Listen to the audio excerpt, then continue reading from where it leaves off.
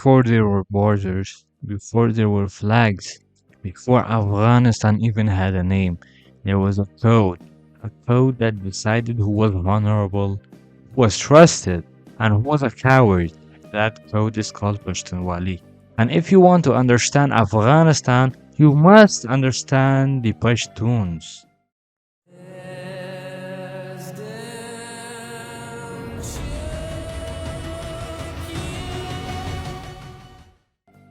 Who are Pashtuns? Pashtuns are Afghan. Historically, the word Afghan was used specifically for Pashtuns. For centuries, outsiders referred to Pashtuns as Afghan, not as a political label, but as an ethnic and cultural identity. Pashtuns are native to this land, from Kandahar to Nangarhar, from South to Helmand, and across the Duran line. Borders were drawn later. Identity existed first. Pashtunwali is not learned in schools, it is observed through family, tribe, and life itself. What is Pashtunwali? Pashtunwali is a moral system, a way to judge right and wrong, honor and shame. It governs how you treat guests, how you defend yourself, how you respond to injustice, how you protect your dignity. Even today, in villages where there is no police or court, Pashtunwali still decides outcomes.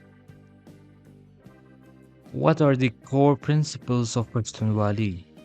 First, Nang, honor. Honor is everything. A Pashtun can lose money, land, even life, but losing honor is worse than death. Honor is tied to family, tribe, word, courage. This is why Pashtuns are sensitive to humiliation. This is also why they resist domination so furiously. Melmastia, hospitality. A guest is sacred. Even an enemy once under your roof must be protected. You feed them, you shelter them, you defend them. This principle shocked many outsiders who couldn't understand why Pashtuns would protect strangers. But this is not weakness, this is discipline. Badal, justice, not revenge. Badal is often misunderstood. It does not mean blind revenge. It means restoring balance and honor. If injustice is ignored, society collapses. Badal exists to prevent constant abuse. When formal justice system fail, Badal steps in. Nanawatai, asylum. If someone seeks forgiveness or refuge sincerely, they must be granted protection, even if they are weak, even if they were wrong. Once Nanawatai is accepted, harming that person becomes dishonorable. This is why Pashtun Wali contains both strength and restraint. Jirga, collective decision. Pashtun's tradition solved issues through Jirga, not dictatorship. Elders discuss, arguments are heard, consensus is reached. The system existed long before modern democracy arrived in the region. Pashtunwali and Islam.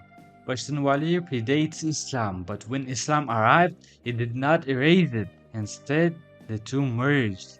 Islam refined Pashtunwali. Pashtunwali gave Islam local structure. Where Pashtunwali contracted Islam, Islam took priority. But where they aligned, they strengthened each other's. I believe Pashtunwali is not about aggression, it is about discipline, dignity, and responsibility.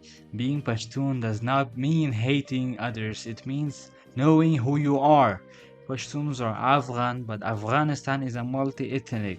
Respect does not weaken identity, losing identity does. Pashtunwali should not be used as an excuse for ignorance or cruelty. It should be used as a standard to rise. Honor without wisdom becomes chaos. Strength without restraint becomes tyranny. Pashtunwali is not perfect, but it kept a people standing when empires fell. If you want to understand Afghanistan, don't start with politics, start with Pashtunwali. Because before there were presidents, before there were borders, there was a code called Pashtunwali.